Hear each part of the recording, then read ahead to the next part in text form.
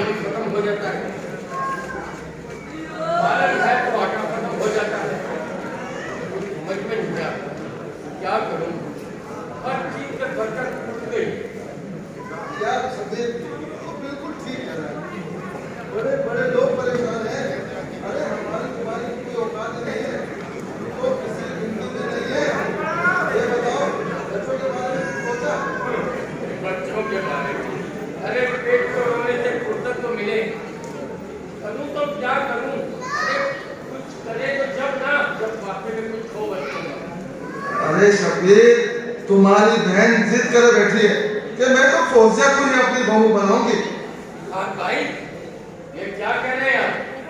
तुम्हें तो अच्छी तरह पता है कि मेरी बीवी मरियम फौजिया कतई तौर पर तुम्हारे बच्चे को अच्छा नहीं समझते। तुम ठीक कह रहे हो शबीर, मगर तुम्हारी बहन कह रही है कि अगर मेरा भाई मेरे बेटे के ऐबों पे पर्दा नहीं डालेगा तो कौन डालेगा? नहीं भाई नहीं, मैं अपनी बेटी की कुर्बानी नहीं दूंगा। शबीर भाई, वो तो ये भी कहती है कि हमने मकान में हिस्सा इसलिए नहीं मांगा कि भाई गरीब है, अगर हम दोनों बहनों ने हिस्सा मांगा तो भाई देखा हो जाएगा। मैं अपनी बेटी को जहर दे दूंगी अगर इरफान भाई आपके बेटे से उसकी शादी हरगिज़ नहीं करवाऊंगी। अरे मरियम बहन, यकीन करो, माँ बाप की पूरी जिंदगी की पढ़ाई और बेगम की एक रात की पढ़ाई बड़े बड़े ठीक हो जाते हैं। तुम देखना, मेरा अदनान बिल्कुल ठीक है।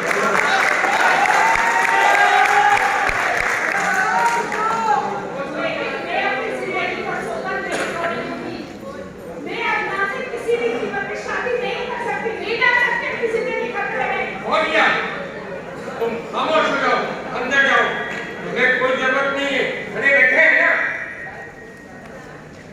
शबीर, मेरी बात कान खोल कर सुनो, इस घर में तो मैं ऐसा बनता है। बेटी का हिस्सा उसके माँ बाप को देना चाहिए।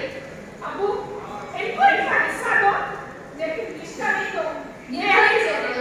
मैं कहता हूँ खामोश हो जाओ मरियम, और तुम अंदर जाओ, तुम्हारा कोई हक नहीं है बीच में बोलने का, जाओ।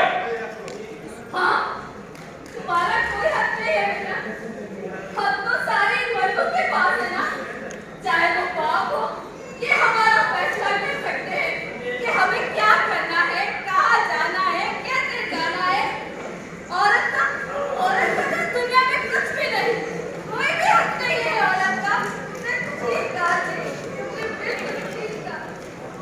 अबू, तुमसे अच्छे तो वो लोग थे जो बेटी को पैदा हो गई सफल कर देते थे। वो तो एक बार मरती थी, लेकिन हमारे समाज में क्या पर बेटी को रोज मरना पड़ता है अबू, रोज मरना पड़ता है। अरे भाई बात सुनो, अब मैं जा रहा हूँ, लेकिन अब कैसे मैं आऊंगा ना तो तुम्हारी बहन रंजा भी मेरे साथ होगी। हाँ अरे नहीं भाई, बैठो, खाना वाना खा के जाना। अरे रहने दो भाई, इस घर में तो दामाद की इज्जत हो गई ना, वो बहुत है। आज जो तुम्हारी बीवी और बेटी ने मेरी बेइज्जती की है ना, अब मेरा जाना ही बनता है। अरे नहीं सकते भाई, मैं आपके आगे हाथ जोड़ता हूँ, इनकी गलती को माफ कर दो।